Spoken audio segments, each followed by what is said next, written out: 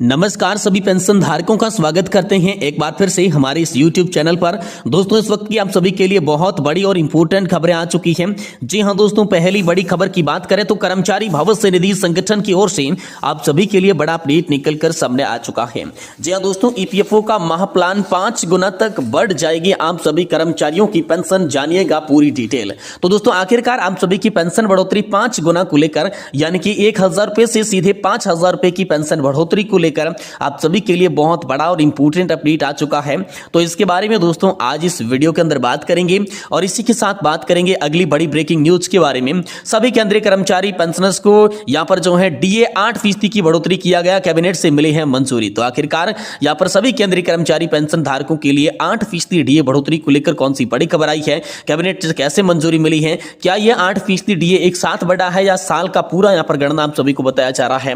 तो इसके बारे में आपको संपूर्ण जानकारी इस वीडियो के अंदर दी जाएगी।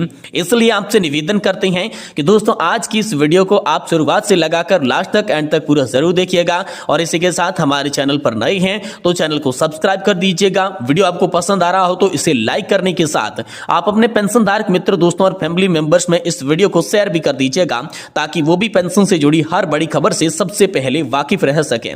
तो चलिए बिना किसी देरी के सबसे पहली बड़ी खबर की ओर चलते हैं। जानते हैं कि आखिरकार EPFO का महाप्लान किस तरीके से है, कर्मचारी भविष्य निधि संगठन का कौन सा प्लान बताया जा रहा है जिसमें 5 गुना तक आप सभी कर्मचारियों की जो पेंशन है वो बढ़ जाएगी। इसको लेकर क्या पूरी डिटेल है, चलिए इस वीडियो के अंदर विस्तार से जानती हैं। निजी क्षेत्र के लाखों कर्मचारियों के लिए अच्छी खबर है। कर्मचारी भविष्य निधि संगठन न्यूनतम मासिक पेंशन को 1,000 रुपए से बढ़ाकर 5,000 रुपए करने पर विचार कर रहा है।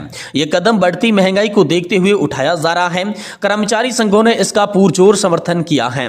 अंतिम निर्णय सरकार की मंजूरी पर भी यहां पर निर्भर करेगा। जी हां दोस्तों, निजी क्षेत्र के जो लाखों कर्मचारी है उसके लिए बहुत बड़ी खबर जो है बताई जा रही है। जी हां दोस्तों, यह कदम बढ़ती महंगाई और जीवन यापन की जो लागत है उसको देखते हुए लिया गया है, ताकि जो सेवानिवृत्त कर्मचारी है उसकी बेहतर वित्तीय सुरक्षा मिल सके। और इस प्रस्ताव पर यहां पर जो है कर्मचारी संघ और पेंशन भोगियों के संगठनों ने पुरजोर समर्थन भी जता दिया है। हालांकि अंतिम निर्णय सरकार की मंजूरी पर भी निर्भर करेगा, लेकिन इसकी घोषणा जल्द ही नीतिगत चर्चा या फिर केंद्रीय बजट के दौरान की जा सकती है। यह बड़ी खबर निकल कर आई है। तो चलिए जानते हैं क्या है पूरा मामला।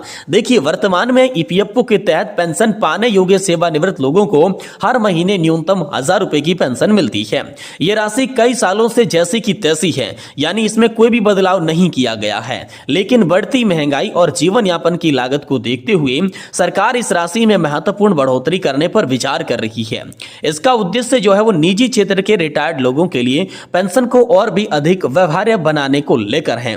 जी हां दोस्तों, बात करें कर्मचारी पेंशन योजना की तो यह पेंशन एम्प्लॉय पेंशन स्कीम के तहत दी जाती है, जो EPFO की प्रणाली का हिस्सा है। जो कर्मचारी अपने कामकाजी जीवन के दौरान EPF में योगदान करते हैं वे EPS के लाभों के हकदार होते हैं। इसके लिए कम से कम 10 साल की सेवा पूरी करना जरूरी है और पेंशन का भुगतान आमतौर पर 58 साल की उम्र के बाद ही आप सभी के लिए शुरू किया जाता है। तो यहां पर न्यूनतम पेंशन 5,000 रुपए करने के प्रस्ताव को लेकर अगर बात की जाए तो चर्चाओं के अनुसार न्यूनतम EPS पेंशन को 1,000 रुपए से बढ़ाकर 5,000 रुपए प्रति माह किया जा सकता है। कर्मचारी यूनियन और पेंशन भोगियों के संगठन ने इस प्रस्ताव पर जोरदार समर्थन किया है। उनका तर्क है कि वर्तमान पेंशन राशि बुनियादी घरेलू खर्चों को पूरा करने के लिए हाल फिलहाल के अंदर पर्याप्त नहीं बताई जा रही है। तो किसे मिलेगा इस बढ़ी हुई पेंशन का लाभ, ये सभी के मन में सवाल है कि अगर यह प्रस्ताव स्वीकृत हो जाता है तो बढ़ी हुई पेंशन राशि का लाभ आखिरकार किन लोगों को मिलेगा। तो दोस्तों, EPFO में रजिस्टर्ड निजी क्षेत्र के कर्मचारियों को इसका लाभ मिलेगा। वे सेवानिवृत्त कर्मचारी जो EPS सेवा की पात्रता को पूरा करते हैं उनको लाभ मिलेगा। वर्तमान पेंशन भोगी जिन्होंने न्यूनतम पेंशन जिनको मिल रही है उनको इनका लाभ मिलेगा। यानी यह बदलाव लाखों रिटायर्ड की वित्तीय स्थिरता में सुधार कर सकता है, खासकर उन सभी लोगों के लिए जिनके पास आय का कोई अन्य प्रकार का स्रोत नहीं बचा है। अब दोस्तों, आखिरकार अंतिम फैसला कब तक हो सकता है, तो अभी तक कोई आधिकारिक मंजूरी या अधिसूचना जारी नहीं की गई है। इस प्रस्ताव की समीक्षा आगामी नीतिगत चर्चाओं या केंद्रीय बजट के दौरान की जा सकती है, जहां आमतौर पर सामाजिक सुरक्षा सुधारों पर चर्चा होती है। किसी भी बदलाव की औपचारिक घोषणा सरकार की मंजूरी के बाद यहां पर की जाएगी। इसी के साथ बात करें EPFO के अन्य सुधारों की जो चर्चा चल रही है, तो पेंशन में संशोधन के साथ अधिकारी कुछ अनेक प्रकार की अन्य पर भी विचार कर रही हैं, जिसमें डिजिटल प्लेटफॉर्म का उपयोग करके या यहाँ पर पीएफ निकासी को आसान बनाना, पेंशन भुगतान की प्रक्रिया को तेज करना, वरिष्ठ नागरिकों के लिए ईपीएफओ सेवाओं तक पहुंच में सुधार करना।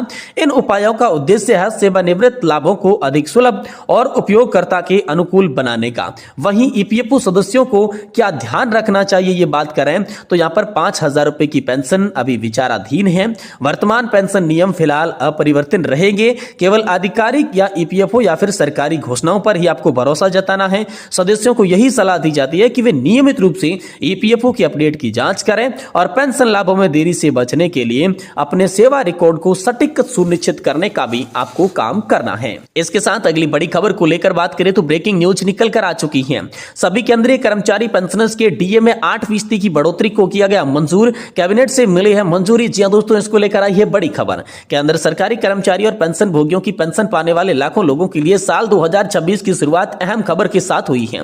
लंबे समय से महंगाई भत्ते में बढ़ोतरी को लेकर चर्चाएं हो रही थी कि अब 8% डीए को बढ़ोतरी को लेकर सकारात्मक संकेत आ चुके हैं। जी हां दोस्तों, बढ़ती महंगाई, रोजमर्रा के खर्च और जीवन यापन की चुनौतियों के बीच यह खबर कर्मचारियों और पेंशनर्स के लिए बड़ी राहत मानी जा रही है।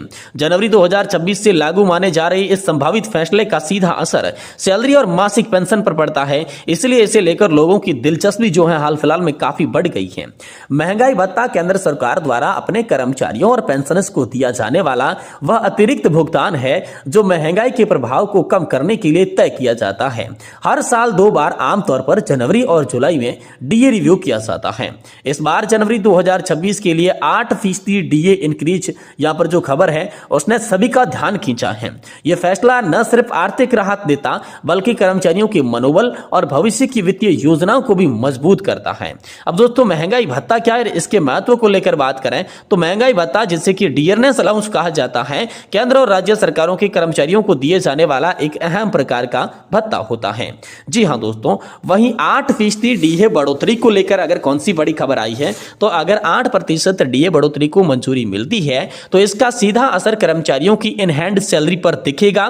बेसिक पे के अनुपात में डीए जोड़ा जाता है, इसलिए जिसका बेसिक पे ज्यादा है उन्हें ज्यादा लाभ मिलेगा। उदाहरण के तौर पर अगर किसी कर्मचारी का बेसिक वेतन 30,000 रुपए है तो 8% डीए बढ़ोतरी से उनकी मासिक आय में अच्छा इजाफा यहां पर जो है हो सकता है। पेंशनर्स के लिए भी यह बढ़ोतरी बेहद अहम है। पेंशन आमतौर पर सीमित आय का साधन है और बढ़ती महंगाई के डीए की बड़ी राहत देता है। डीए बढ़ने से मासिक पेंशन बढ़ती है, जैसे दवाइयां, घरेलू खर्चे और अन्य जरूरतों को पूरा करना आसान होगा। यही कारण है कि डीए हैक इंक्रीज न्यूज ने सभी पेंशनर्स का भी उत्साह यहां पर जो है अपनी ओर खींचा है। वहीं इसी बीच बात करें तो केंद्रीय कर्मचारी लंबे समय से ये उम्मीद कर रहे हैं कि महंगाई के अनुरूप डीए में समय पर बढ़ोतरी होती रहे। पिछले कुछ वर्षों में सरकार ने नियमित अंतराल पर डीए बढ़ाकर कर्मचारियों का भरोसा मजबूत किया है और इसी वजह से 2026 में भी सकारात्मक फैसले की उम्मीद जारी रहेगी। कर्मचारी संगठनों का मानना है कि बढ़ता खर्च डीए बढ़ोतरी को भी जरूर यहां पर बनाता है। सरकार की ओर से यह भी संकेत मिलती रही है कि कर्मचारियों की आर्थिक सुरक्षा उनकी प्राथमिकताओं में शामिल है। समय पर वेतन, पेंशन और भत्तों में संशोधन से न सिर्फ कर्मचारियों का मनोबल बढ़ता है बल्कि सरकारी कामकाज की गुणवत्ता पर भी सकारात्मक असर पड़ता है। डीए हैक इंक्रीज न्यूज ने इस विश्वास को और बढ़ाने का यहां पर जो है काम किया है। आप सभी के लिए बहुत बड़ी खबर है। तो पेंशनर्स के लिए बढ़ा हुआ डीए एक मजबूत सहारा होता है। यह उन्हें आत्मनिर्भरता बनाए रखने में मदद करता है और परिवार पर आर्थिक बोझ कम करता है। सरकार द्वारा महंगाई के प्रभाव को समझते हुए डीए में बढ़ोतरी करना इस बात का संकेत है कि नीति निर्माताओं ने आम कर्मचारियों और वरिष्ठ नागरिकों की जरूरतों को भी हाल फिलहाल के अंदर ध्यान में रखकर चलने का काम किया है।